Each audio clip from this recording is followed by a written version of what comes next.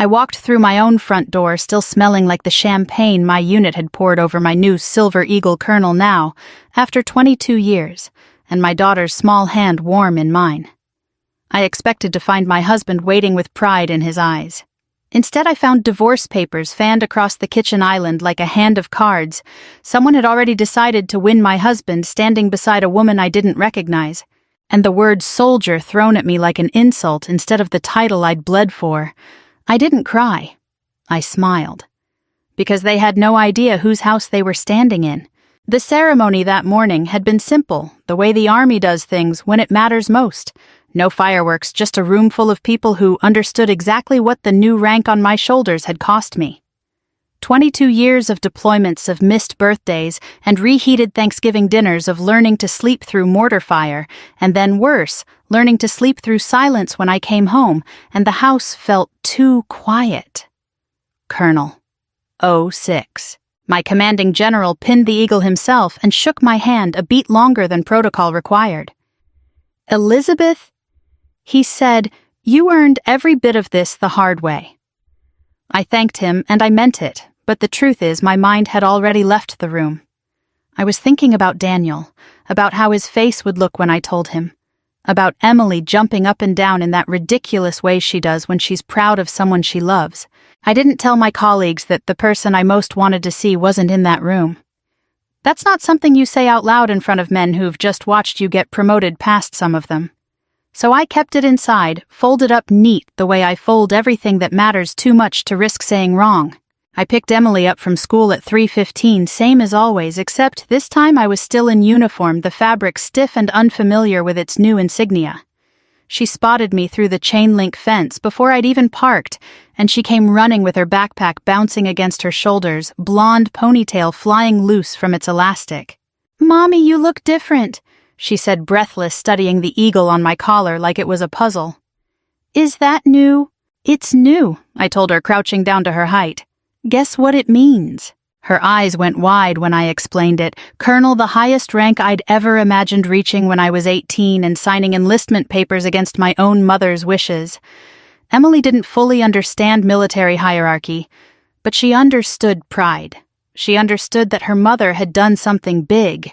"We have to celebrate," she announced already, tugging my hand toward the car. "Can we get the little cakes, the ones with the strawberries?" We stopped at the bakery on Maple Street, the one that's been there since before Emily was born, and we picked out 2 small cakes with strawberries pressed into white frosting. Emily carried the box on her lap the whole ride home, careful as a bomb technician narrating what she imagined Daniel's reaction would be. "Daddy will be so proud of you," she said more than once, like she was trying the sentence on for size. "He's going to say you're the toughest mom in America." I smiled and let her believe it, because at that point I still believed it too. Whatever had gone cold between Daniel and me over the last year, the late nights he explained away the phone he'd started angling from view, the distance that had crept into our marriage like weather you don't notice until you're already soaked, I still thought foolishly that this would matter to him. That 22 years of service culminating in this would be something he'd want to celebrate with me. We pulled into the driveway a little after 5. The porch light was already on, which struck me as strange in the daylight, and there was a car I didn't recognize parked at the curb, sleek white dealer plates still on it. Emily didn't notice any of that. She was already unbuckling her self-cake box, balanced carefully chattering about how we should light candles even though it wasn't a birthday. I noticed. I always notice. 2 decades of reading rooms before I walk into them doesn't switch off just because I'm home. Daniel was standing in the doorway before I'd even gotten my key out, and beside him was a woman in a fitted blazer. Dark hair pulled back, an expression on her face like she'd been rehearsing this moment and was pleased with how it was going. On the kitchen island behind them, visible through the open door, sat a manila folder, thick enough that I recognized what it was before anyone said a word. "Elizabeth," Daniel said. "No hello. No mention of the eagle on my collar, which he had to have noticed. He wasn't stupid, whatever else he was. This marriage is over." Emily's grip on my hand tightened. I felt it before I processed his words, that small squeeze her body, understanding something was wrong before her mind caught up. The woman beside him, Vanessa, though I didn't have her name yet, looked me up and down with something between amusement and contempt, the way you'd assess furniture you were about to have hauled away. "Pack your bags, soldier," she said, and smiled like she'd been waiting all day to say it. I could have argued. I could have asked questions, demanded explanations, given them the scene they were clearly braced for. Instead, I looked past both of them, past the folder on the counter, past 20 years of memory stacked in every room of that house. And something in me went very still and very calm, the same stillness I'd learned in briefings where the wrong reaction could cost lives. "Okay," I said quietly. Vanessa's smile faltered just slightly. "What's so funny?" I looked at her, at Daniel, at the home they thought they were standing in the middle of, claiming ownership of things they didn't understand. "Actually," I said, my voice even almost gentle, "this house belongs to—" Daniel laughed before I could finish a short, dismissive bark of a sound, cutting me off like my sentence wasn't worth completing. He had no idea he'd just made the last mistake of his marriage. Daniel's laugh hung in the air a moment too long before he straightened up and reclaimed the floor the way he always did when he wanted a room to remember who was in charge of it. "The house is mine after the divorce," he said, flat and certain, like he was reading terms off a contract he'd already signed in his head. "You can take your things and go, Elizabeth. I'll be reasonable about the furniture." Vanessa didn't wait for an invitation. She stepped past him into the front hall and began walking the house like she already owned it, fingertips trailing along the banister, pausing at the entrance to the living room to judge the paint color, the placement of the bookshelves, the framed photo of Emily's first day of kindergarten sitting on the mantel. I watched her study my home the way a realtor studies a listing, and something in me, some old, disciplined part that had learned patience in places far more dangerous than this kitchen, decided to let her keep walking. I didn't argue. I didn't raise my voice. I took Emily's hand and led her upstairs instead, away from the noise, and helped her gather a few things into her backpack, her favorite stuffed rabbit, a sweater, the drawing she'd made in art class that she wasn't finished being proud of. She was quiet the whole time, watching my face for cues on how worried she should be, and I kept my expression steady because that's the one thing I could still control. "Are we leaving, Mommy?" she whispered. "Just for tonight," I told her, which was true, though not in the way she imagined. Before we left, I went to the small fireproof safe bolted inside my closet floor, the one Daniel had never once asked about in 11 years of marriage, and I removed a thin folder I'd kept there since long before he and I had said our vows. Daniel, watching from the hallway, assumed it was something to do with our joint accounts, some scramble to protect shared assets. He didn't ask. He just watched me with the smug patience of a man who thought he'd already won. I didn't correct him. I walked downstairs, set my house key gently on the counter beside the divorce papers, and looked at both of them one last time. "Enjoy your evening," I said, and meant it more than they understood. Emily and I checked into a hotel near the base that night. She fell asleep faster than I expected, exhausted from a day that had scrambled every expectation she'd walked into, and I lay awake beside her a long time. Not out of grief, but out of something closer to clarity. 22 years of service teaches you to separate emotion from action, grieve later, move now. So I didn't cry for my marriage that night. I made phone calls. Back at the house, Daniel and Vanessa were celebrating like the war was already over. I heard about it later secondhand, the way these things always surface. A bottle of champagne opened in my kitchen. Toasts, made to a future neither of them had any legal claim to. Vanessa had reportedly already started talking about paint colors for the guest room, about which of her furniture would replace mine. Daniel, riding the high of feeling like he'd finally outmaneuvered the wife he'd grown tired of being married to, let her dream out loud without correction. Neither of them knew that dream had an expiration date measured in hours. The next morning, a process server arrived at the house at 9 o'clock sharp.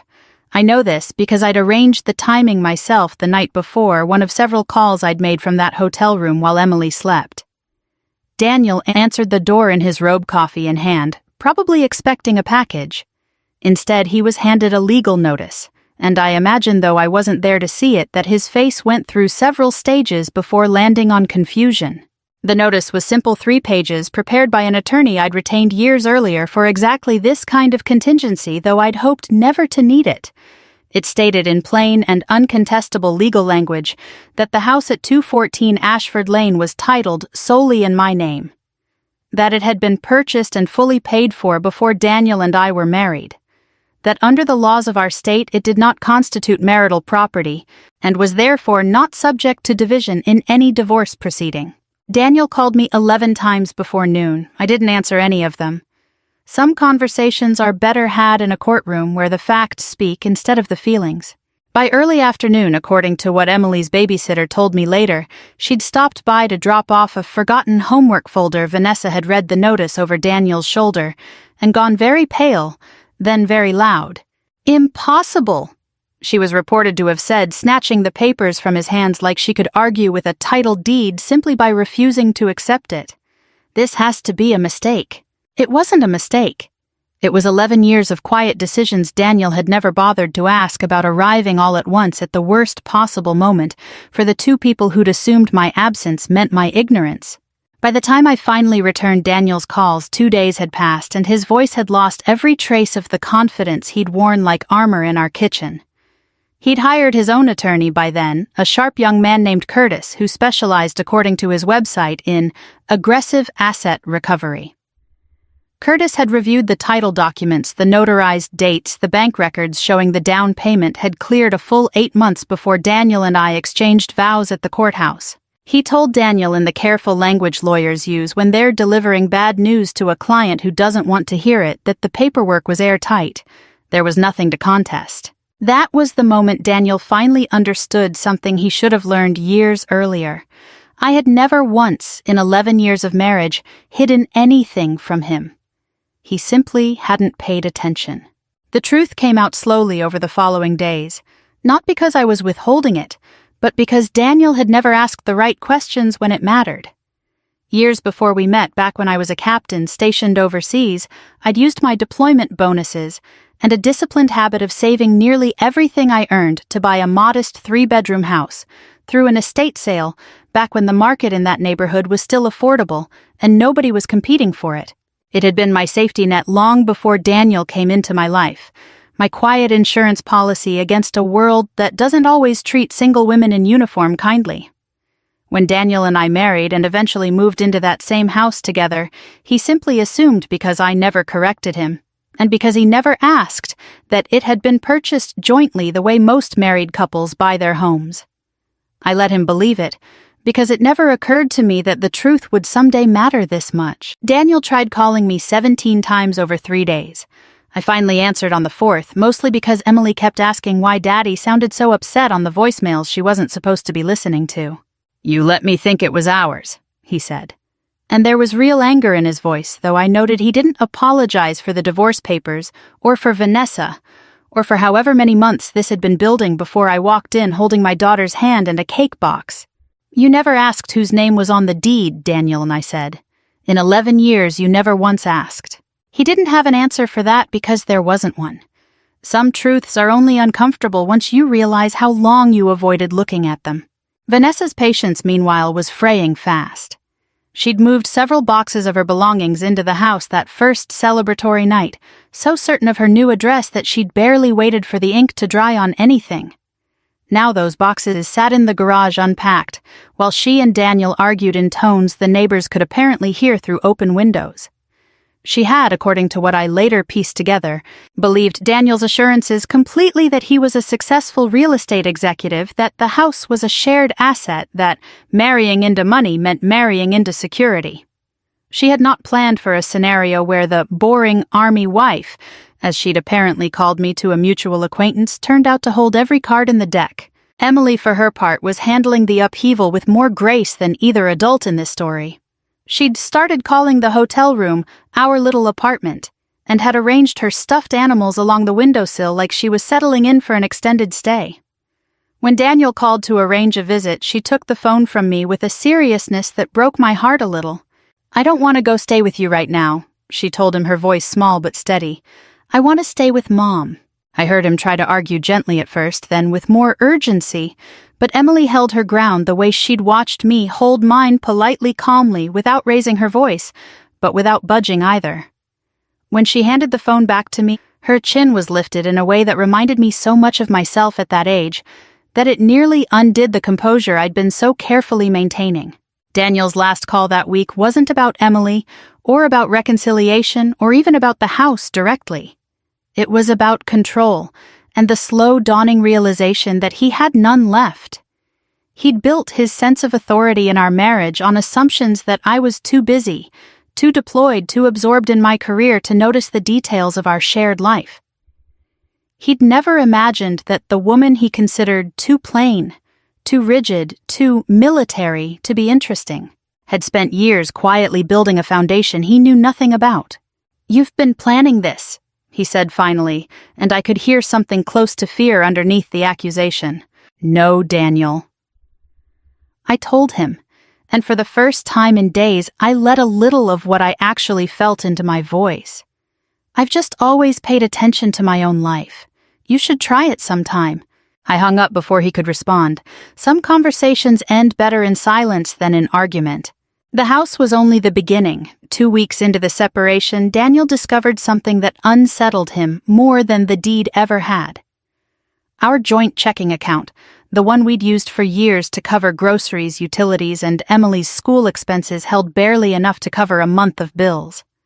He called me in a tone somewhere between accusation and panic, demanding to know where our money had gone, as if I'd quietly siphoned it away in the night. I hadn't taken anything. That was the part he couldn't seem to grasp. The joint account had always been exactly what it sounded like, a shared account for shared everyday expenses. It had never been where my real savings lived. Daniel had simply never asked where the rest of my income went, and I had never volunteered it, partly out of habit, partly because a career spent managing logistics for classified operations teaches you to keep information compartmentalized even at home. He'd been depositing his salary and drawing from that same joint account for household costs for over a decade, assuming it represented the full picture of our finances. It never had. What Daniel didn't know, what he was only now beginning to piece together through his own accountant, a man clearly unaccustomed to delivering news like this, was that I had spent 15 years quietly building a financial life of my own, separate and disciplined the same way I'd built everything else. Deployment pay that most people spend on nothing, in particular, I'd funneled into low-cost index funds. Housing allowances I hadn't needed since the house was already paid for. I'd redirected into a modest but growing portfolio of dividend stocks. 3 years earlier, I'd purchased a small rental property near the base, the kind of unglamorous 2-bedroom duplex that doesn't photograph well, but pays reliably every month. None of it was extravagant. None of it was hidden in the dramatic sense Daniel wanted to believe. It simply wasn't his, and he'd never once asked whether it existed. "You let me think we were struggling," he said during one particularly heated call, and I nearly laughed at the strangeness of the accusation, given that he was the one who'd walked into our kitchen with divorce papers and a girlfriend 3 weeks earlier. "I never told you we were struggling, Daniel," I said instead, keeping my voice level. "You told yourself a story about our life, and I let you keep believing it because it was easier than arguing with you about money every time I came home from deployment." The truth, when it finally settled over him, seemed to hit harder than the loss of the house itself. For 11 years, Daniel had operated under a quiet, comfortable assumption that he was the more capable partner in our marriage, the provider, the strategist, the one who understood money and status and how the world worked.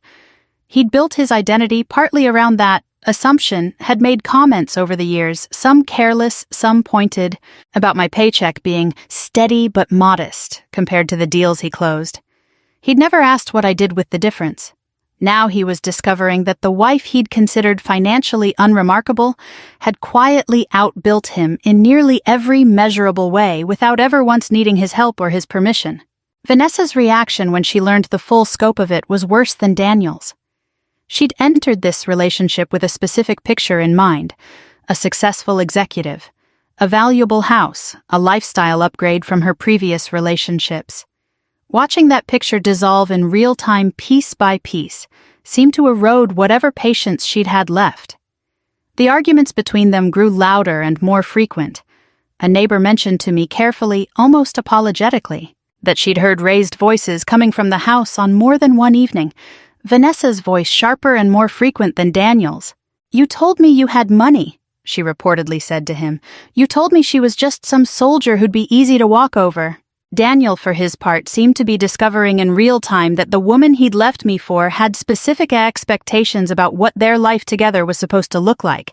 Expectations built on assumptions about wealth and stability that were rapidly proving false. Whatever affection had existed between them was buckling under the weight of financial disappointment, and I found I felt very little about that either way. I'd spent enough years compartmentalizing to know that other people's consequences weren't mine to carry. I focused instead on Emily, on keeping her routine steady, despite the upheaval: same bedtime, same breakfast, same walk to school when I could manage it around my schedule. She asked me once apropos of nothing why Daddy sounded so tired on the phone lately. Grown-up things. I told her, which wasn't a lie, just an incomplete truth, the kind you're allowed to offer an 8-year-old. What I didn't tell her was that her father was discovering in real time exactly how much of his identity had been borrowed from assumptions he'd never bothered to verify, and that the reckoning was only getting started. The courtroom was smaller than people expect, all beige walls and fluorescent light. Nothing like the dramatic wood-paneled rooms television trains you to imagine. I arrived early, as I do for everything, and chose to wear my Army service uniform rather than civilian clothes, not for effect, though I understood it would have one, but because it was simply who I was, and I'd spent enough of my life softening that fact for other people's comfort. Daniel arrived with Curtis, his attorney, both of them in expensive suits that looked slightly too new the way clothes look when they've been purchased specifically for an occasion, rather than worn into familiarity. Daniel's confidence had returned somewhat, by then rebuilt, through weeks of Curtis assuring him that a judge might still see things his way, that 11 years of marriage carried weight regardless of what a deed said. I understood the strategy. I simply didn't think it would work. Judge Rebecca Hill entered a few minutes past 9, reviewed the file in front of her with the brisk efficiency of someone who had seen every version of this argument before, and looked up when she reached my paperwork. "Good morning, Colonel Carter," she said, and something in her tone told me she'd noticed the uniform, understood exactly what it represented, and respected it without needing to say so directly. The hearing moved through the preliminary matters, quickly custody arrangements for Emily, which Daniel's attorney barely contested given Emily's own clearly stated wishes, and then settled into the matter that had brought everyone into that room, the house. Curtis argued what he could, gesturing toward the length of the marriage, toward Daniel's financial contributions to the household over the years, toward a vague notion of fairness that didn't hold up particularly well against a title deed with a purchase date 8 months before our wedding. My attorney, a measured woman named Patricia Reyes, who'd handled military family law for over a decade, simply laid out the documentation. Purchase agreement, closing statement, mortgage payoff records, all in my name, all predating the marriage by nearly a year. It was as she'd told me from our very first meeting, about as clean a case as she'd ever seen. Then she called Margaret Lawson.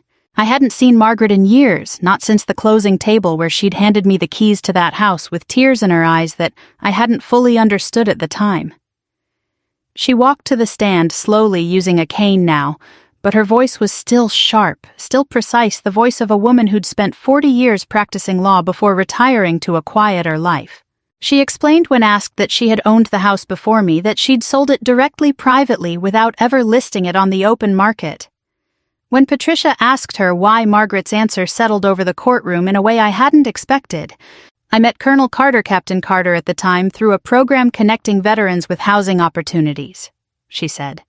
She'd just come back from her 3rd deployment. She was exhausted in a way I recognized because my own late husband served 2 tours in Vietnam and came home carrying the same kind of tired. I decided I wanted to sell my house to someone who understood what it cost to serve this country, and I offered it to her well below market value because I believed she'd earned that consideration.